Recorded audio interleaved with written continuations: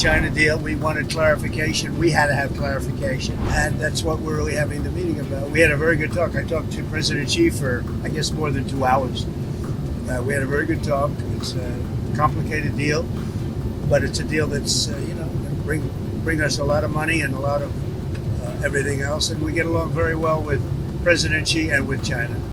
U.S. President Donald Trump said Chinese leader Xi Jinping has agreed to restart the flow of crucial rare earth materials. The announcement came after a rare, high-stakes call with Chinese President Xi Jinping on June 5th. Trump described the 90-minute conversation as productive, saying they straightened out rare earth issues. Speaking to reporters at the White House, Trump recounted his call with Xi, calling it productive and optimistic.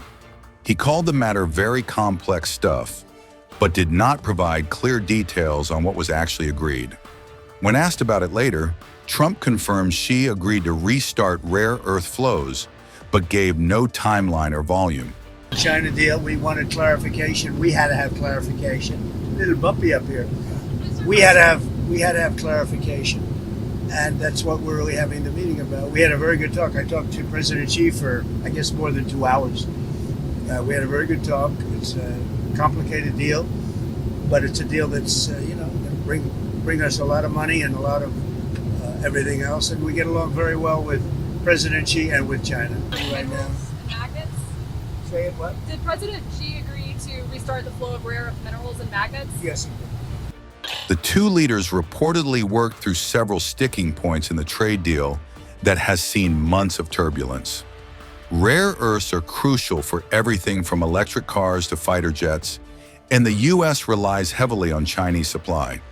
Notably, China controls 90% of the global rare earth processing market and has used it as strategic leverage before. Beijing restricted rare earth exports in April after Trump escalated tariffs on Chinese imports during the ongoing trade war. The move disrupted supply chains for U.S. automakers, chip makers, and military contractors. This comes just days after Trump publicly accused China of violating the initial trade agreement reached in May, an agreement that both nations had hailed as a breakthrough following months of stalemate and retaliatory tariffs. Under the terms, the United States agreed to scale back tariffs on Chinese imports from a staggering 145% to 30%, while China committed to reducing its own tariffs on American goods from 125% to just 10%. While Trump did not specify which provisions were allegedly breached, the charge has deepened existing mistrust and reignited concerns about the viability of further negotiations. However, China strongly denied violating the deal, instead accusing the United States of taking unilateral actions that seriously undermine the mutual understanding reached during previous rounds of talks. We had a very good conversation with President Xi a little while ago, just before your arrival. In fact, we just hung up and they said, "You're here." I said, "That's pretty good." Two great leaders of the world in a very short period of time. We had a very good talk, and we've straightened out any complexity. It's very complex stuff, and we straightened it out. The agreement was we're going to have Scott and Howard and Jameson will be going and meeting with their top people and continue it forward. But no, I think we have everything. I think we're in very good shape with China and the trade deal. We have a deal with China, as you know, but we were straightening out some of the points, having to do mostly with rare earth, magnets, and some other things. So those reduced trade tariff rates, they remain in effect? Yeah, we have the deal. I mean, we've had a deal. We announced the deal, and we'll be, I guess you could say, I wouldn't even say finalizing it up, Scott. I would say we have a deal, and we're going to just make sure that everybody understands what the deal is. Okay? We had a really good conversation. By the way, he invited me to China, and I invited him here. We've both accepted. So I'll be going there with the First Lady at a certain point, and he'll be coming here, hopefully, with the First Lady of China. Mr. President, you came from Germany. Go ahead, please. Did you talk about the Chinese students? Are you allowing them to come to the U.S.? Chinese students are coming. No problem. Mr. President, Wall Street analysts have have coined a new term called the taco trade. They're saying Trump always chickens out on your tariff threats, and that's why markets are higher this week. What's your response to that? I kick out?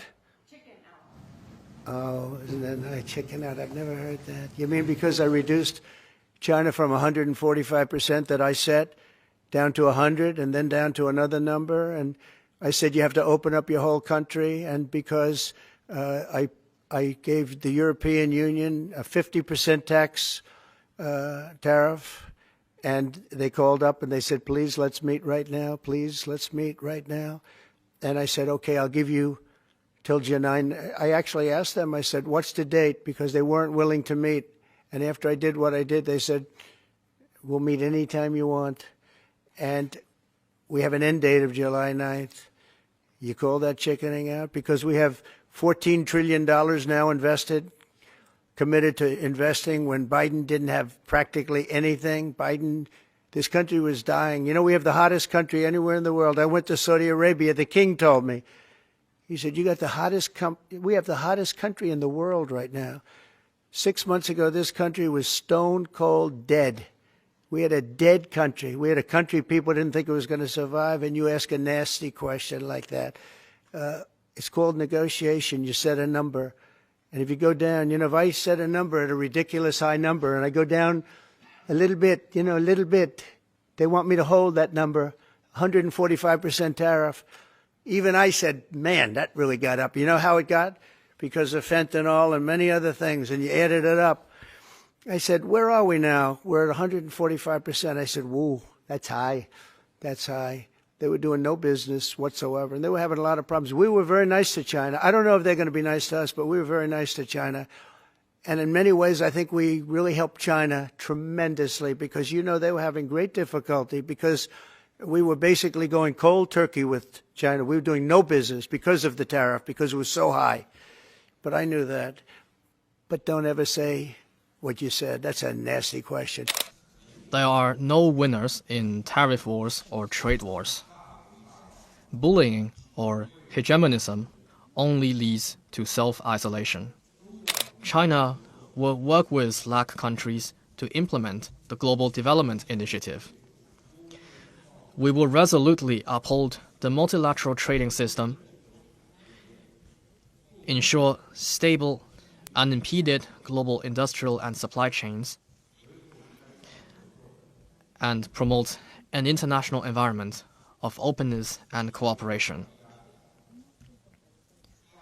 We should foster greater synergy between our development strategies, expand high-quality Belt and Road cooperation, and bolster cooperation in traditional areas such as infrastructure, agriculture and food, and energy and minerals. We should expand cooperation in emerging areas such as clean energy, 5G telecommunications, the digital economy, and artificial intelligence,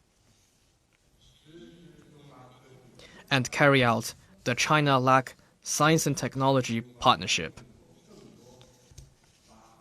China will increase imports of quality products from LAC countries and encourage its enterprises to expand investment in the LAC region.